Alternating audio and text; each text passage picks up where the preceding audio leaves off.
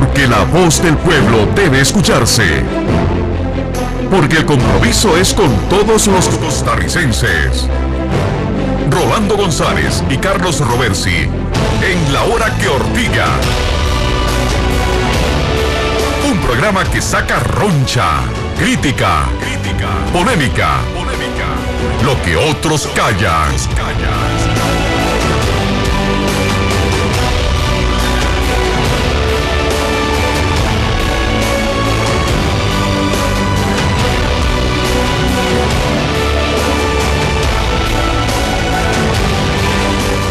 Muy buenas noches, tengan ustedes, amigas y amigos. Gracias por su sintonía, donde quiera que estén con nosotros. Habrá gente que diga que extraño, acabo de verlo en otro canal de televisión. Bueno, hoy tenía doble play. Estaba en Sin Rodeos con Isabel Espinosa en Canal 42 y ya estamos acá en Canal 2 y en Radio Monumental con La Hora que Ortiga. Gracias, infinitas gracias por su sintonía. Dentro o fuera de Costa Rica, por tele, por internet, por radio, como sea. Muchas gracias. Nos vamos de inmediato con la buena nota. Buena nota. Es momento de las noticias positivas.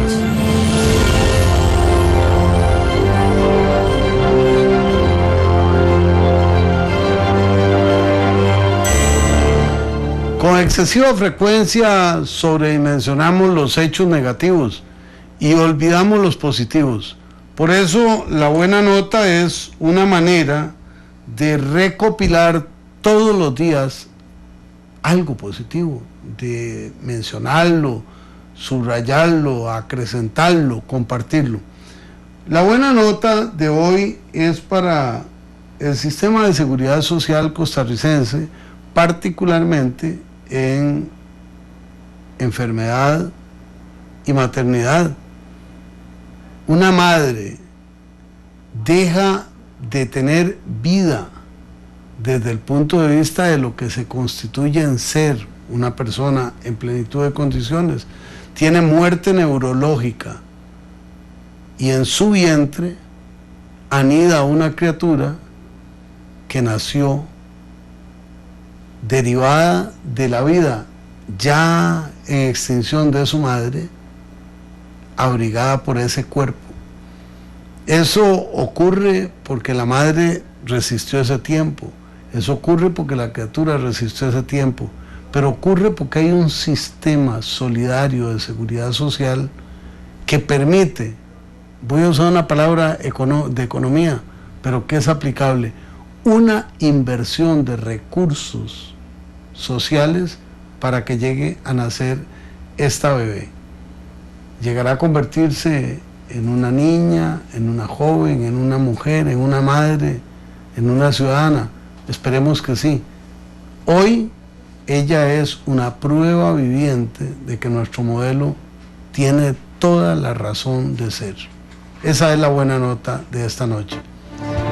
Vamos a una... Esto fue Buena Nota, donde aplaudimos la importancia de las buenas acciones.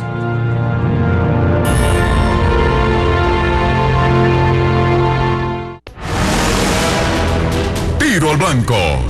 Es tiempo de crear polémica. Es tiempo de palabras certeras. Esto es Tiro al Blanco.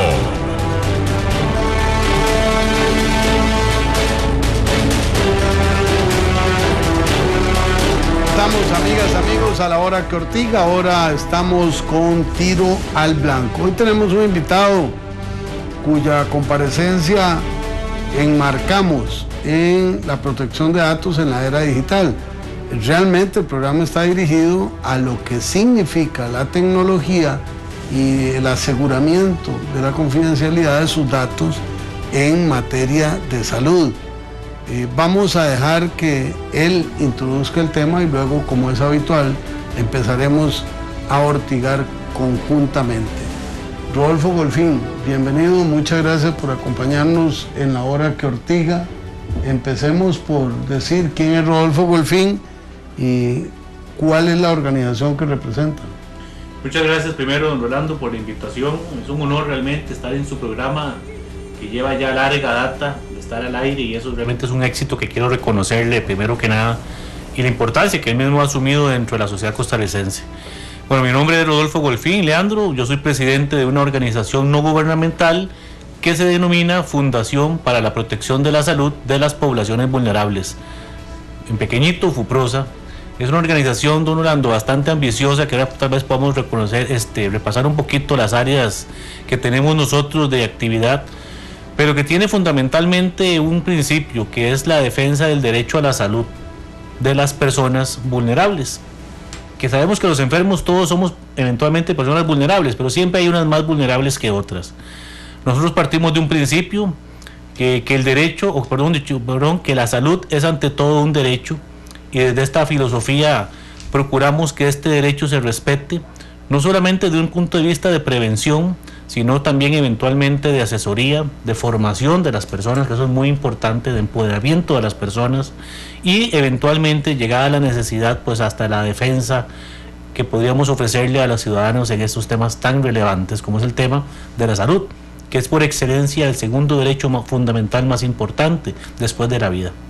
Esa es a grandes rasgos la temática que manejamos, y el tema que nos trae también hoy, pues un tema muy relevante, que es la protección de datos de los pacientes o de los usuarios de los servicios de salud, en el área clínica, en el área de investigación, temas que quizás podamos desarrollar en el transcurso del programa. Vamos a comenzar por el principio, decía un profesor, protección de datos. En Costa Rica, en el sistema de seguridad social en general, todavía prevalece el dato físico, el dato escrito en un expediente con grapas o con prensas o con mecates, donde están todas las hojas acumuladas. Algunas unidades médicas ya tienen registro digital o expediente digital. Con la experiencia suya, el quehacer de la fundación, ¿cuánto ha avanzado y cuánto le falta a Costa Rica en ese campo antes de entrar propiamente a protección de datos? Bueno, en el ámbito digital se han logrado ciertos avances. De hecho, hay directrices inclusive de la Sala Constitucional que obligan al desarrollo pronto de estas áreas digitales, y ir dejando atrás en la medida de lo posible el gran tema del papel y del uso de esos expedientes ya, pues digamos que obsoletos. Lamentablemente, pues la realidad es otra. No en todo el sistema de salud tenemos este beneficio, que también hay que analizarlo con cuidado, el tema digital, pero tendemos todavía a tener aquellos expedientes dispersos muchas veces por diferentes centros de salud, también con el agravante de que la persona que se le atiende en Talamanca hoy tendrá un expediente allá, y si se le atiende mañana en San José, pues tendrá un expediente en San José. Todas esas problemáticas que tenemos con el uso de expedientes físicos, que también viene a ser un problema. Pero además de esos problemas, el tema de la protección del dato del paciente es un tema quizás más importante, y que tiene que ver mucho, ojalá se proteja muy bien en la era digital, en la era del expediente digital, porque el acceso a la información del paciente para nosotros es fundamental, porque es información vital muchas veces, y también que puede afectar seriamente el buen nombre o eventualmente generar ciertas reacciones negativas en contra del paciente, ¿verdad? Que es lo que nos interesa a nosotros. Hoy hablamos con don Rodolfo Leandro, presidente de FUPROSA, la Fundación para la Protección de la Salud de Poblaciones Vulnerables. De poblaciones vulnerables, realmente es un nombre bien extenso. 905-222-0000, el acceso telefónico, La Ortiga CR en Twitter, La Hora que Ortiga en Facebook. ¿Qué grado de cobertura han alcanzado? Hemos estado pues tratando en primera instancia de desarrollar un programa de formación, un programa de empoderamiento de las poblaciones a nivel nacional.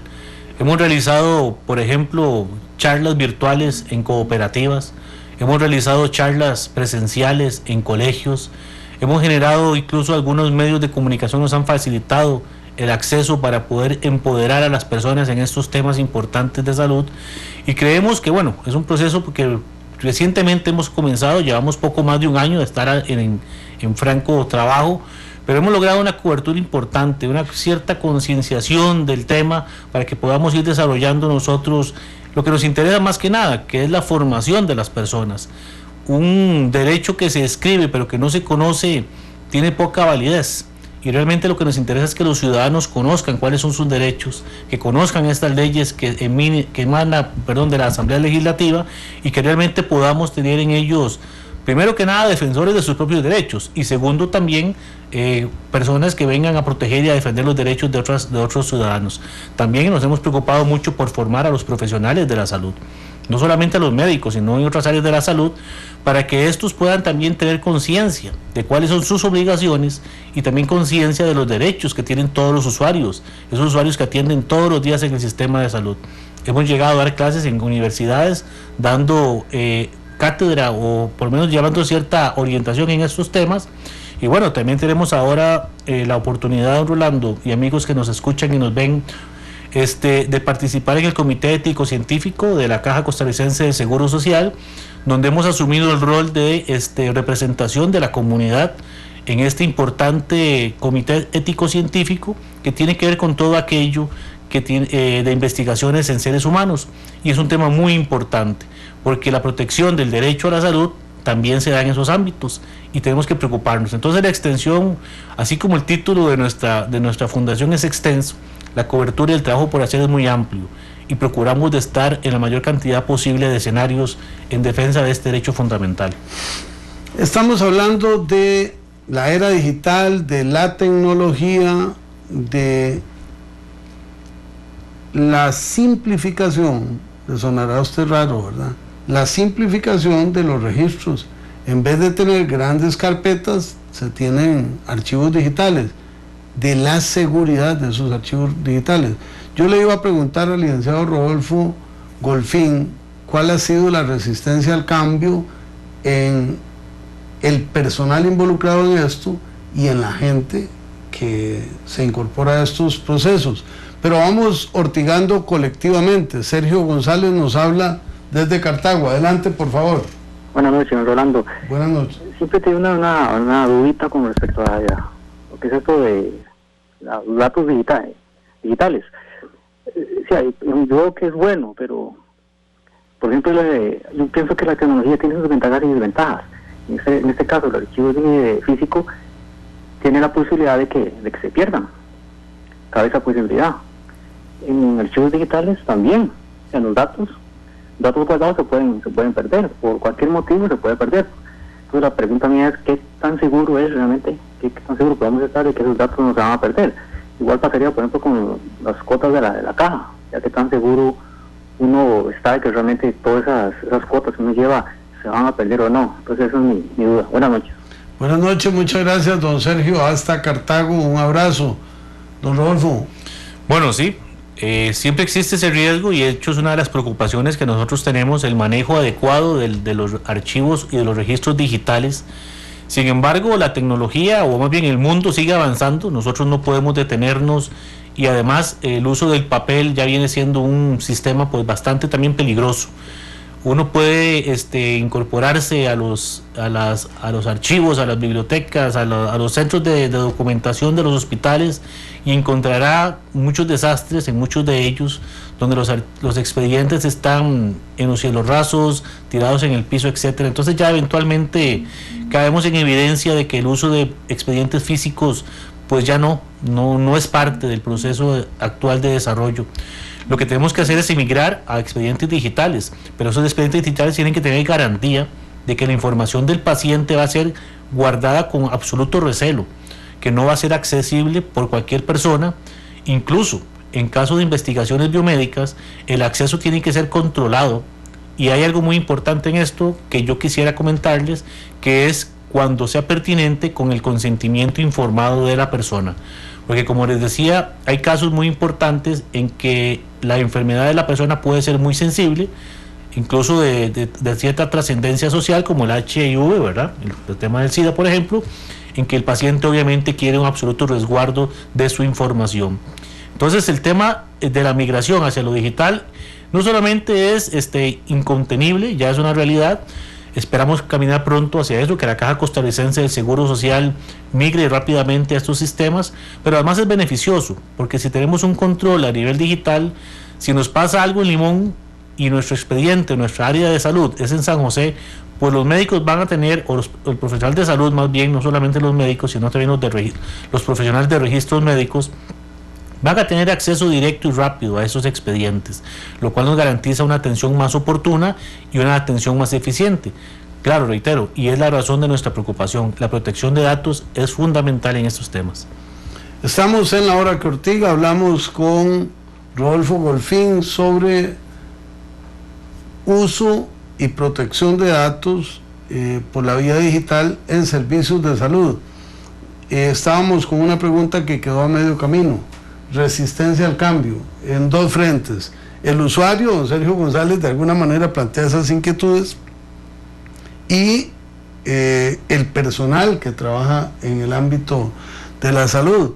Le cuento una anécdota. Estaba en la Asamblea Legislativa 94-98 y en la votación para hacer el nuevo Código Electoral habíamos incluido la posibilidad de establecer un chip en la cédula para incluir ahí los datos más importantes y de una vez apalancar el voto electrónico. Han pasado 20 años y nada de eso ha ocurrido, pero nos faltaba un voto. Y entonces me mandaron a negociar con un diputado muy amigo mío, al que yo he respetado y respeté hasta el fin de sus días muchísimo. Y le explico todo. Y me dice: mire, Rolando, yo voy a votar en contra. Y yo pulseándolo, le digo: pero líder, dame una razón. Me dice: muy simple, no, es que yo no entiendo eso. Entonces mejor voy a lo seguro, el botico con el dedito gordo manchado de tinta. El voto en contra, conseguimos el voto por otro lado. Se lo menciono a propósito de que aquí no es el botico, es mi salud, son mis datos, mis registros. Vamos a oír a don Martín Rivera desde Tibás y luego le pediría que nos conteste estas dos preguntas. Don Martín Rivera, adelante. Buenas noches, don Rolando, y al señor Golfín. Mi pregunta va en este sentido, señor Golfín. Yo tengo derecho a acceder a la información de mi expediente, ¿cierto o no? Sí, señor, claro. Entonces, con la cuestión digital, ¿no cree que sería muy conveniente que uno en una llavecita maya tenga su expediente? Sí, claro. De hecho... Ahí le dejo la... Gracias, buenas noches. Muchas gracias. Muchas gracias más bien por la consulta. De hecho, en otras labores que me corresponde realizar, también soy verificador de calidad de despachos judiciales, y en este tema precisamente de la protección de datos hay muchas semejanzas entre el ámbito judicial y el ámbito de la salud. Hay muchos juzgados en los que ya ustedes van, o puede ir el abogado, el usuario en general, y en lugar de copias o fotocopias, lo que le dan es con una llave o con un CD, le dan copia del expediente. Y eso es lo que realmente se está usando, y es lo que, como digo, tendemos a usar para por muchas razones, no solamente la problemática que hay de estar manejando expediente físico, sino por otras razones, digamos, de economía y de rapidez y de certeza en el uso de la información. Yo creo que perfectamente podemos utilizar ese sistema, un sistema que nos permita acceder y llevarnos copia de nuestro expediente, que también tenemos que garantizar otras cosas, que sea una copia absoluta, una copia integral, y eventualmente cuando sea requerido una copia pues ya en otra materia o en otra forma, como puede ser una copia física debidamente certificada, esto especialmente para casos de judicialización de la salud, para cuando tenemos que llevar algún asunto de salud a la corte. Pero se puede hacer y es muy importante. Lo importante aquí es cómo manejar y quién maneja esta información. Creo que es el tema fundamental. ¿Quién va a tener acceso a esta información? ¿Van a ser los profesionales como los médicos, por ejemplo? ¿O van a ser los profesionales de registros de médicos, que son los profesionales que tienen esa labor dentro del sistema de salud, que es precisamente manejar todos los registros, toda la documentación que tiene que ver con el expediente clínico? Entonces, son temas que tenemos que ver, pero la tecnología ya nos alcanzó y yo creo que tenemos la obligación de caminar hacia eso. Con la pregunta suya, don Rolando, que si hay resistencia, siempre se genera una resistencia. En la Corte yo he podido constatar la resistencia de muchos funcionarios al cambio, y también lo he podido constatar en el ámbito de salud, que también nos desenvolvemos, cuando muchos nos dicen que es más seguro o más confiable el expediente físico. En realidad, al día de hoy, el expediente digital pues no ha llegado a explorarse o a utilizarse en todo el sistema de salud, pero en el momento que se haga, ese cambio va a ser inevitable. Como les decía, ya existen incluso hasta resoluciones judiciales que tienden al uso de estos expedientes digitales, y que para mí y para nosotros en la Fundación es quizás el medio más idóneo para garantizar un acceso a la salud pronta y, claro que está, cumplida de los usuarios, porque no es lo mismo que duren una hora o un día o un mes buscándonos el expediente y que nos quedemos sentados afuera en la sala de emergencias esperando que llegue la atención, buscando el expediente, a tener un acceso inmediato. El comentario o el ejemplo que nos pone don Rolando de tener un acceso por medio de nuestra cédula es uno, quizás, de muchas fórmulas que podríamos implementar. Que en cada una de nuestras tarjetas de identidad, tanto nacionales como extranjeros, residentes legalmente en el país, tengamos acceso directo a nuestros expedientes de salud. Porque, reitero, ¿qué derecho más importante hay que el derecho a la salud después del derecho a la vida? Es complejo, Rolando, es un tema que se las trae. Es complejo, y por eso estamos aprovechando el tiempo al máximo. Decía, creo que fue don Martín, sobre el acceso a mi expediente. Es una discusión que se las trae. Se supone que si a usted le dan el expediente físico cuando va a consulta en el EVAIS, en el hospital o en la clínica, no debería verlo, no debería abrirlo, se supone. Y usted me dice, ¿por qué? Si es mío. Sí, es suyo, es mío. Resulta que hay un montón de terminología técnica que no entendemos. Y entonces podemos terminar convirtiendo un instrumento de registro neutro, porque es pasivo, en un instrumento activo, a favor o en contra de nuestra salud o de alguna persona. Pero sigue siendo un derecho mío, es mi expediente, ¿verdad? Dice don Martín sobre el tema de la seguridad. Lo que voy a plantear es una disyuntiva un poco injusta, pero estoy hablando con una persona especializada en el campo. Con la experiencia acumulada por ustedes, sin que sean temas judicializados en la práctica, ¿es más seguro un expediente físico que un expediente digital en cuanto a la confidencialidad de los datos? Es una pregunta capciosa y bastante difícil de responder. Yo considero que el riesgo que puede eventualmente entrañar un expediente digital, pues tiene necesariamente que subsanarse, tiene necesariamente que resolverse, porque lo que es innegable es que es el tipo de expediente que se va a utilizar a la vuelta de la esquina. Entonces, preocuparnos más por la validez del expediente físico, pues resulta un poco quizás ya añejo, un poquito pasado de época, porque definitivamente vamos a caminar o vamos a migrar hacia el nuevo tipo de manejo digital. Siempre entraña, creo yo, un riesgo quizás un poco mayor, y lo digo porque, bueno, yo quisiera conocer las medidas de seguridad que van a manejarse con el tema del acceso al expediente. Si bien el expediente físico cuesta más encontrarlo, eso también resulta muchas veces que ser bueno, porque no todo el mundo tiene una facilidad inmediata de poder acceder al mismo. Imaginémonos que estamos con nuestro médico en Nueva York, por decir algo, o en África, y queremos acceder a nuestro expediente. Bueno, se supone que el expediente digital nos permitiría eso, porque la salud es la misma, sea en Costa Rica, sea en Europa, sea en China, sea donde nos encontremos. Si un médico en China necesita saber cuáles son los males que nos aquejan para darnos un diagnóstico adecuado por una enfermedad que podamos estar sufriendo en aquellas partes del mundo, pues bueno, el expediente digital se supone que es para eso. No es solamente para Costa Rica, para el ámbito nacional, es para tener un acceso directo al derecho a la salud en cualquier parte del mundo.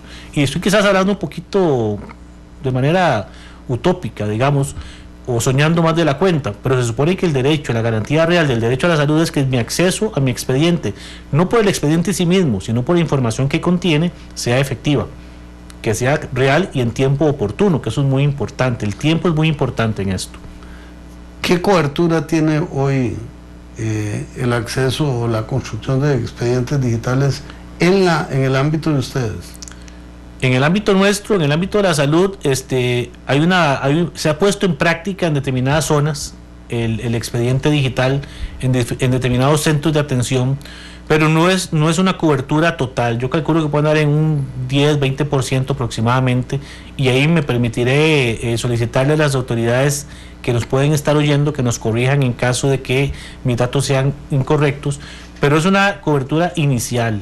Apenas estamos practicando o poniendo en uso un sistema que muchas veces se critica. De hecho, muchos funcionarios institucionales critican en la confiabilidad de este manejo de expedientes, en que también se dice que se ha invertido muchos recursos públicos y que no garantiza todavía el uso o el fin que se persigue con el mismo. Pero como sea, reitero, igual que en la Corte, el expediente digital va a tener que utilizarse, aunque también no pensemos que vamos a renunciar al papel, porque muchos exámenes son todavía y van a ser todavía manejados por papel.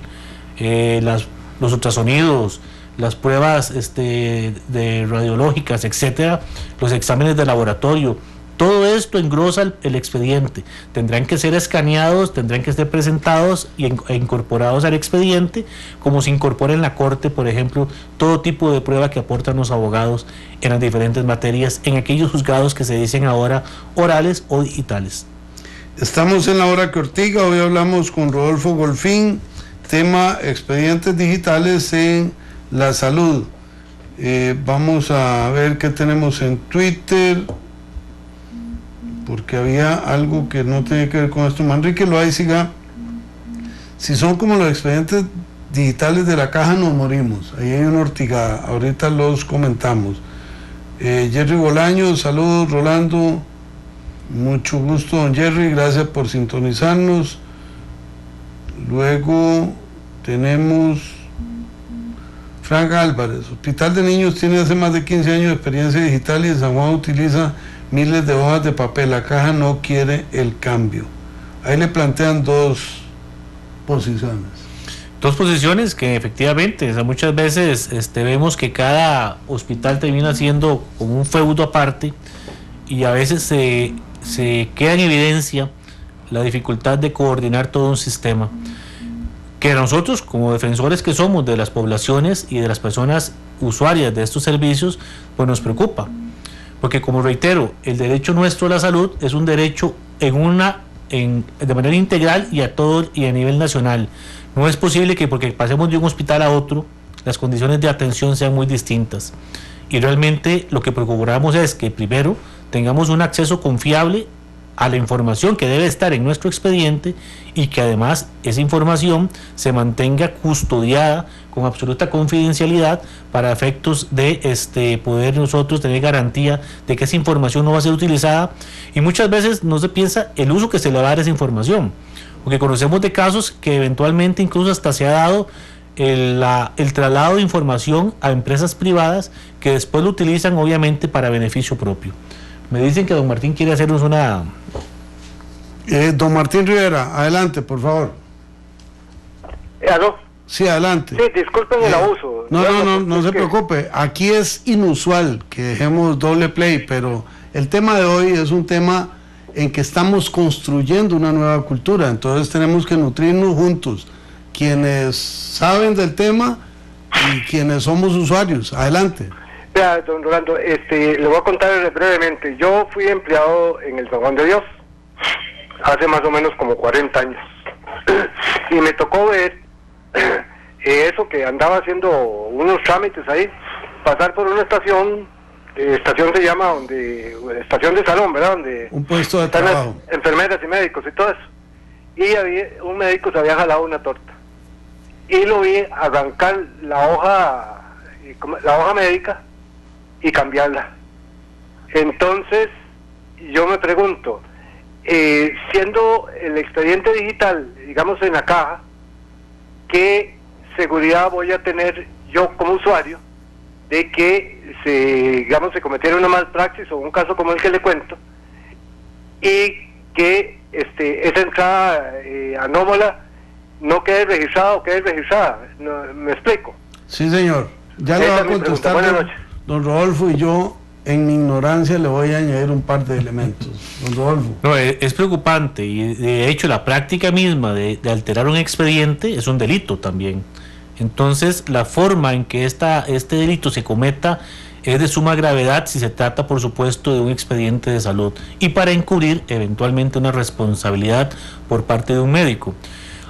Nosotros hemos defendido una posición de la importancia de darle un espaldarazo, digámoslo así, una mejor posición a aquellas personas que se encargan del manejo de registros médicos. Vea qué curioso, don Rolando, y amigos y amigas que nos escuchan y nos ven.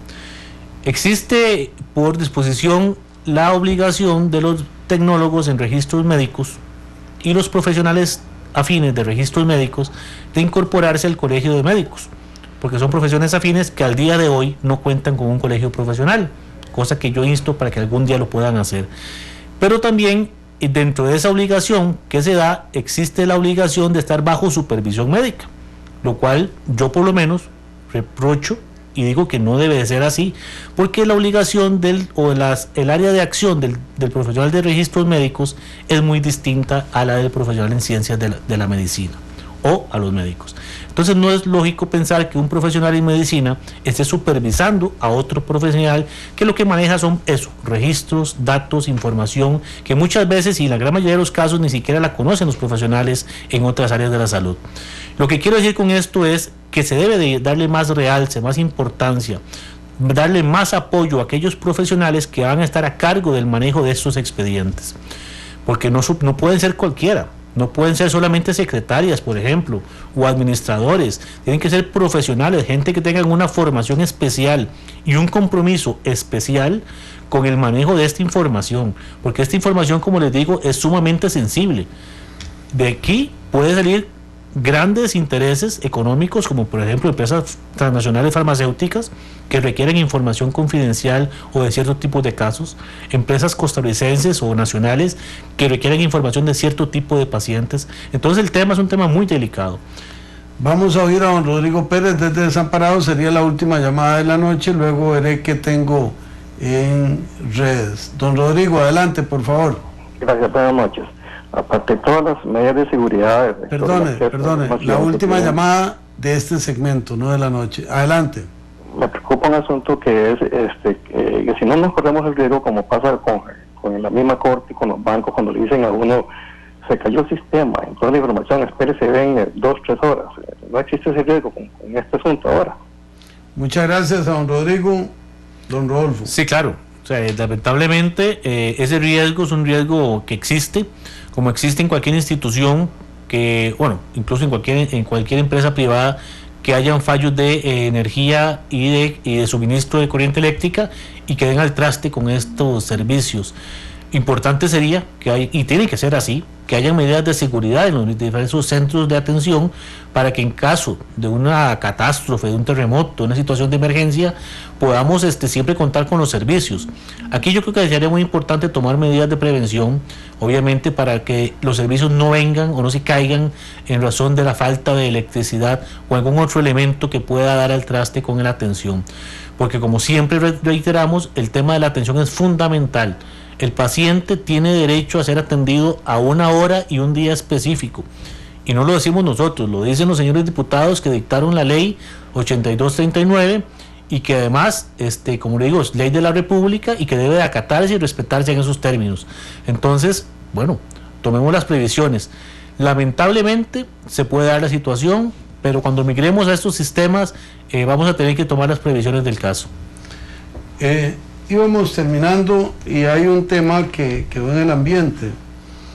¿Qué ocurre si alguien maniobra, manipula? Hay un término que cada día cobra más cuerpo en el mundo de la globalización, se llama trazabilidad, que permite determinar, como si usted pusiera la huella digital, quién entró a un expediente electrónico de cualquier índole. Aquí estamos hablando de salud. Puede no ser de salud, puede ser financiero, puede ser de armas, puede ser de los registros básicos suyos, de su familia. Todo queda registrado en el mismo sistema. Tienen altísimos componentes de seguridad. Infalible no existe. Y cuando decía don Rodrigo, ¿qué ocurre si se cae? Bueno, es lo que ocurre cuando usted llega y no aparece el expediente suyo. pues lo tienen en un desmadre de una bodega. Exacto. Y no lo encuentran en papel. O llega el expediente y el de la caja no está foliado, sino que es por tiempos, por horas y fechas, y desapareció una hoja, por lo que sea. Un examen que estaba alterado, lo sacaron, o usted mismo lo sacó. Entonces, siempre son vulnerables, pero yo tengo la convicción de que lo digital cada día es menos vulnerable a la manipulación individual. Sí puede ser, porque don Rodolfo mencionaba algo que a mí sí me inquieta muchísimo. Cuando las grandes transnacionales de la farmacia puedan tener acceso a las redes de expedientes digitales de los sistemas sanitarios del mundo, se van a economizar miles de millones de dólares en investigación, y los beneficiados van a ser ellos y no nosotros. A eso quienes están en este campo deben ponerle atención. Entonces, le dejo la palabra para que usted nos haga un cierre, y en el cierre que nos informe cómo lo pueden contactar, o a la fundación, para aquellas personas que se interesen en este tema y que quisieran profundizar. Sí, claro. De hecho, el tema del acceso ilegal o no formal, digámoslo así, de los expedientes, es un tema que precisamente es la razón de nuestra principal preocupación cuando hablamos de la protección de datos de los usuarios de los servicios de salud. El violentar un sistema en Costa Rica, un sistema informático, sabemos que es sumamente fácil. No existe en nuestro país la protección que debería de existir en esta materia, como lo existe en otros países, y sin embargo vamos caminando hacia eso. Yo, exactamente igual que usted, don Rolando, me imagino a las grandes transnacionales accediendo a la información de nuestros usuarios de los servicios de salud para producir medicamentos en el mejor de los casos, o para manipular eventualmente hasta los mercados de salud.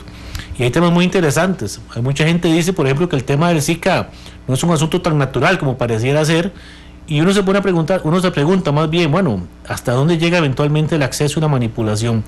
Y es preocupante, reitero, porque a nosotros sí nos interesa mucho ver cómo se va a proteger a la persona. Ojalá que las autoridades, podamos desarrollarlo en otros programas, puedan decirnos cuáles son esas medidas de seguridad que tienen ya que están implementando, así como se han implementado, por ejemplo, en la Corte. Pero en la Corte hay un elemento muy importante. Lo que pasa en la Corte es casi siempre el interés de una persona, no trasciende, pero lo que pasa en salud es de interés no solamente del Estado, sino de enormes y transnacionales que saben que en esto hay un gran negocio, y no queremos ser eso, precisamente, objetos de negocio, sino sujetos de derechos. Eso es quizás el comentario de cierre, y para informarle a la gente, nosotros tenemos, nuestra organización tiene ya su correo electrónico, por supuesto, el que pueden accedernos o localizarnos. Le voy a dar el de la dirección electrónica, sería fuprosacr@gmail.com, fuprosacr@gmail.com, el mío personal, rgolfin@abogados.or.cr, o bien a mi teléfono directo, que sería el 8380-5422. En por estos medios pueden consultarnos. Como les digo, nuestro interés es capacitar, formar, porque no hay nada más terrible para mí como abogado ver que las leyes existen y emanan leyes todos los días de la Asamblea Legislativa, pero a la hora de que la gente conozca estas leyes, terminan siendo como libros escritos en chino. Primero, que la gente no sabe que existen, y si saben que existen, el problema es que no los entienden.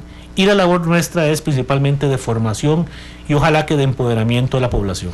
Muchísimas gracias, don Rodolfo, por acompañarnos en La Hora que Ortiga. Fuego Cruzado, la entrevista con la opinión.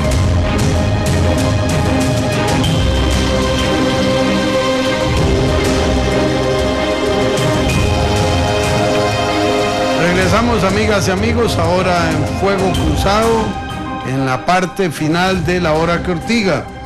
Les voy a proponer 3 temas. Emerge un grupo trotskista en el Frente Amplio. ¿Es cierto? ¿No es cierto? ¿Qué implicaciones tiene? Y de ese grupo, la Organización Popular Ya, OPY, liderado por la diputada Ligia Fallas. El enfrentamiento de Otto Guevara con el presidente de la República y su calificación en contra de Luis Guillermo Solís y la reacción que suscitó en la Asamblea Legislativa. La compra de 64 motos Harley Davidson para la Policía del Tránsito por un costo cercano a los 800 millones. ¿Qué opina usted sobre cada uno de estos temas? O, como ocurre siempre, el tema que usted quiera abordar en estos minutos. Un saludo a Miguel Ángel Granados Castro, que nos localiza por Facebook. Luego tengo un saludo para don Freddy Sequeira también. Y Luis Rolando Hernández. Buenas noches, Rolando Tocayo. A veces lo escucho por la emisora. Hoy lo estoy viendo por Canal 2 CDR. Me parece que usted es un viejo zorro de Liberación Nacional. Le falta un poquito ser más enérgico. Habló usted en vez pasada de que el proyecto de carretera Birmania, aunque estaba el dinero, no se ejecutó porque no estaban los estudios. ¿Qué hacen ustedes en la Asamblea? ¿Perder el tiempo y bostezar solamente? Bueno, creo que no. En mi caso trabajo arduamente, no estoy satisfecho con los resultados. Y cuando hablamos de los estudios en un proyecto como este, hay un detalle. No nos referimos a los estudios para aprobar la ley, sino son los estudios técnicos que debió tener el Ministerio de Obras Públicas desde antes o bien simultáneamente con la aprobación del proyecto de ley. Eso no se hizo en el momento oportuno. Luego, Porcicultor de Costa Rica nos comparte: ¿será que lo repetimos? Pero esta vez en la oficina de Alexander Mora, ministro de Comercio Exterior, y John Fonseca, viceministro.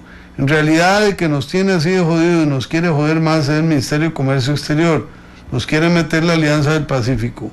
¿Ustedes qué opinan? Entonces, me comparten una foto que fue de aquella manifestación cuando le regalaron al presidente Solís una chanchita. Diego Alberto Guzmán Madrigal: ¿qué opina de lo que dijo la sala sobre el transporte privado y Uber? La sala no ha dicho nada, nada más acogió para trámite una acción de inconstitucionalidad presentada por el diputado Otto Guevara, que en principio, porque no conozco la notificación, inhabilitaría cualquier acción contra lo que se está aplicando en materia legal para el caso de Uber y para el caso de los taxis. Miguel Ángel Granados: mi respeto a su labor legislativa, pa'lante. Muchas gracias, don Miguel Ángel. Estamos en la hora que Ortiga, 905-222-0000, la Ortiga CR en Twitter, la hora que Ortiga en Facebook, de modo que usted pueda darnos su punto de vista sobre los temas que le convengan o que le interesen. Christopher Padilla, bueno, nos mandó algo que no viene al caso. A veces nos utilizan nuestra publicación para incluir temas que son ajenos a la hora que Ortiga, que no nos molestan, solo que son promocionales de otra cosa. 905-222-0000, el acceso telefónico para que usted nos acompañe con los temas que le inquieten. Sebastián Steiner: las empresas pagaban por tener ese sistema porque podían acceder a datos muy completos. Esa es una observación. El mismo Sebastián: yo trabajé en empresas que manejan estos datos y la forma en que los conseguían a veces dejaban dudas. Claro, recuerden que hace poco una empresa consiguió datos de la base de la Caja Costarricense de Seguro Social y fue un escándalo. Carlos Navarro: dicen que la asamblea ahora funciona como motel La Chancleta. Pucha, muy ortigoso y muy injusto, ¿verdad? Porque una circunstancia relacionada con la oficina de una diputada de pronto irradia a toda la Asamblea Legislativa. Roy Rojas desde Grecia, bienvenido, ¿qué nos dice? Buenas noches, don Rolando. Buenas noches. No quiero salirme del parámetro, digamos, de la noticia esa suya. Quisiera decirle algo a usted, que una vez se lo dice a Manrique Oviedo, siendo diputado del PAC. Él no me conoce, conozco a su familia y conozco a su esposa. Lo conozco a usted por medio de un amigo que no voy a mencionarlo, y a su esposa, que me hizo un gran favor estando en la Ciudad de México. Don Rolando, le voy a decir una cosa, una vez, un poco cantinflesco, no tiene que ver tal vez con el tema. En la noche, cuando llegue ya, haga consulta con su almohada. Siento que usted es una buena persona. Una vez, en una película del Padrecito, de Cantinflas, llegó un hombre a confesarse, y le decía el señor a Cantinflas, que era el padre, ¿verdad?, el párroco de ese pueblo, y porque se viene a confesar usted conmigo. Entonces le dice el señor humildemente del pueblo, entonces le digo, porque necesito. Dice, ¿pero qué ha hecho usted? ¿Le ha robado algo a alguien? No, pa, se ha metido con la mujer de otra persona, de otro hombre. No, la mujer de otro hombre, no, pa. Está metido en política usted. Le dice, no, jamás. Y le dice, ¿por qué se viene a confesar? Por el amor de Dios. Don Rolando, usted es una muy buena persona, se lo voy a decir porque me gusta mucho escucharlo. He sido liberacionista, decepcionado por mucha gente que está en liberación, y nada más quiero en la noche, no tiene que ver nada tal vez con el tema que estás comentando. Ojalá que cuando consulte con la mamá en la noche, con su esposa o su familia, sus hijos, en el nombre de Dios se lo digo.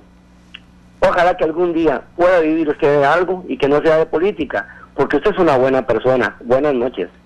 Muchas gracias por su llamada y su comentario. Usted también es una buena persona.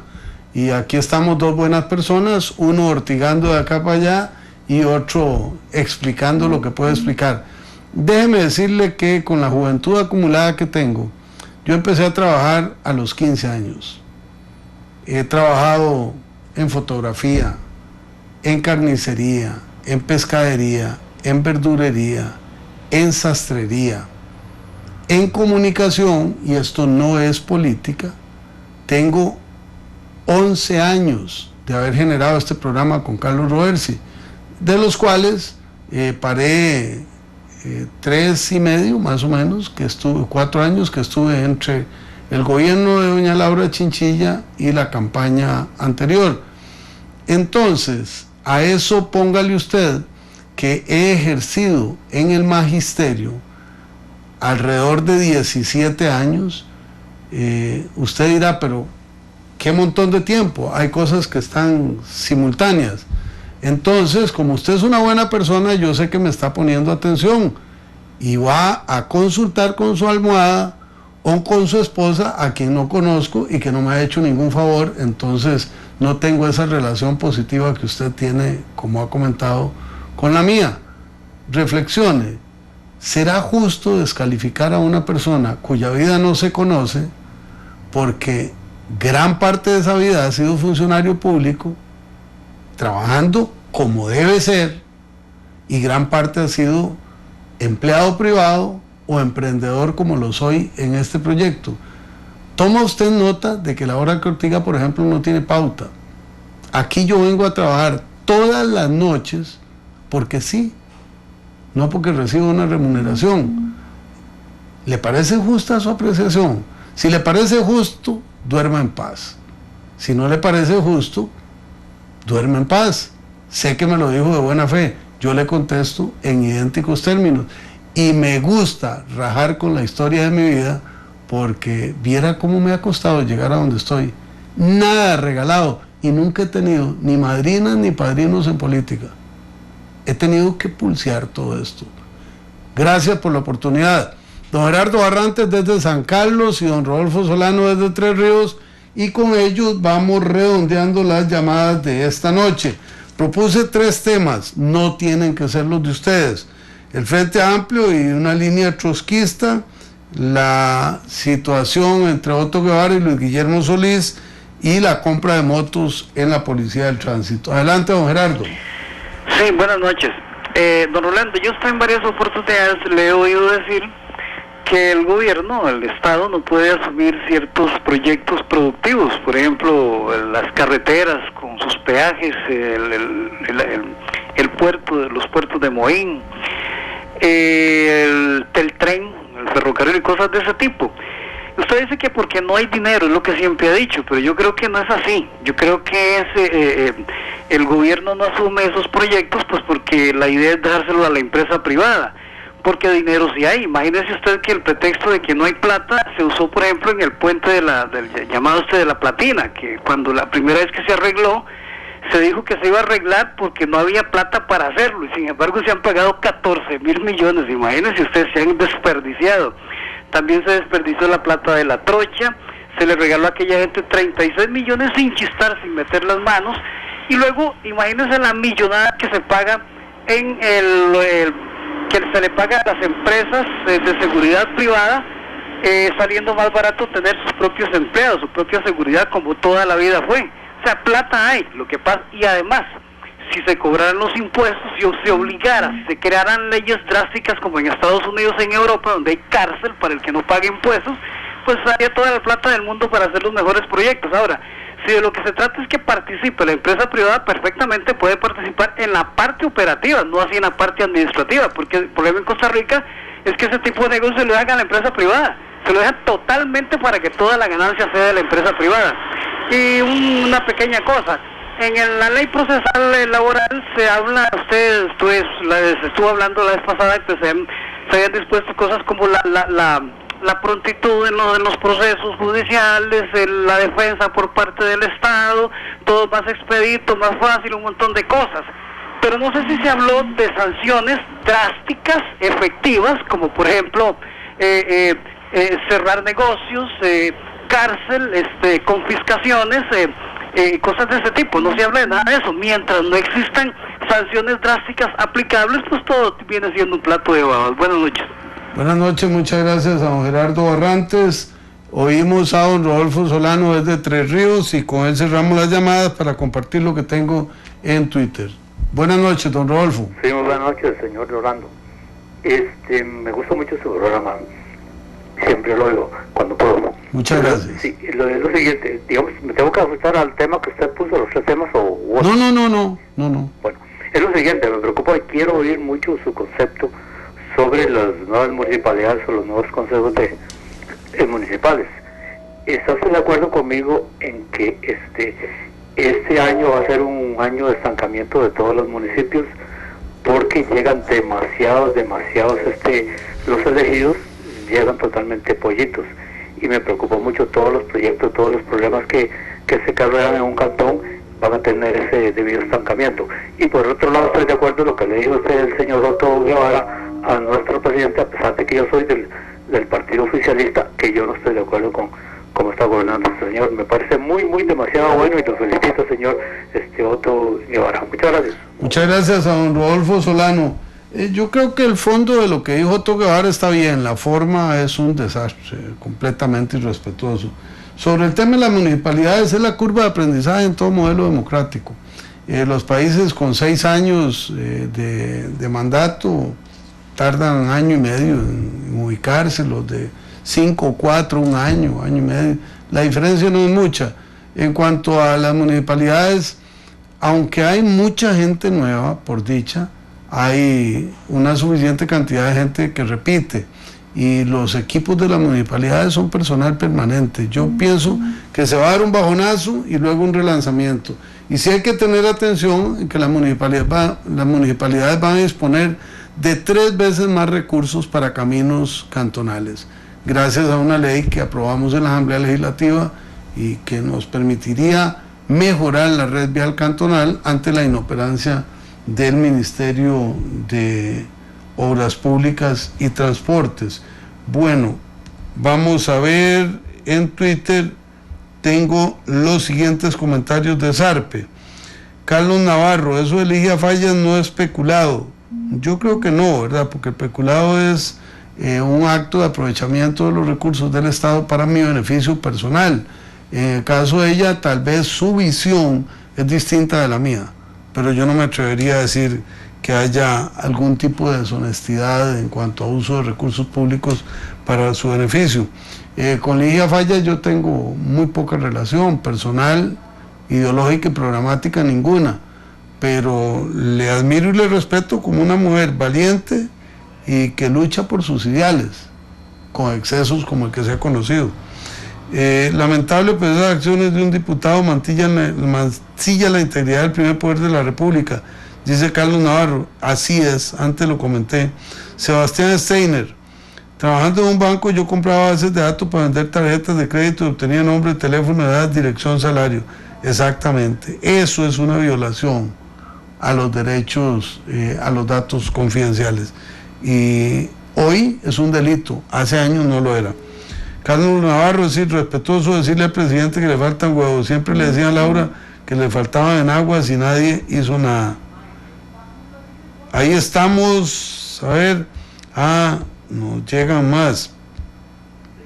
Mince dice: la Casa Presidencial y la Dirección de Tránsito deberían dar una explicación. Habla de las motocicletas Harley Davidson.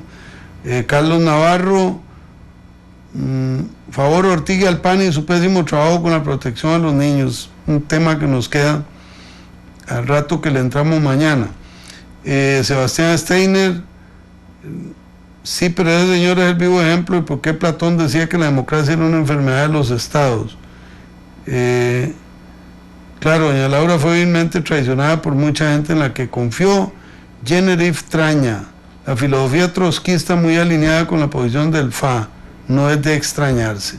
Bueno, amigas y amigos, nos vamos. Muchas gracias por su sintonía.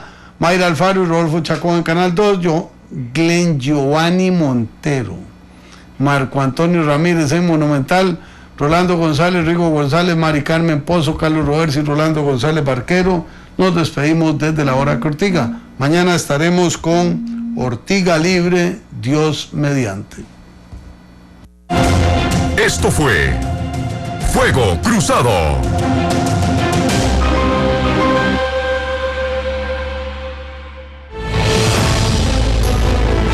Porque la voz del pueblo debe escucharse. Porque el compromiso es con todos los costarricenses. Rolando González y Carlos Roversi en La Hora que Ortiga. Un programa que saca roncha, crítica, polémica, lo que otros callan.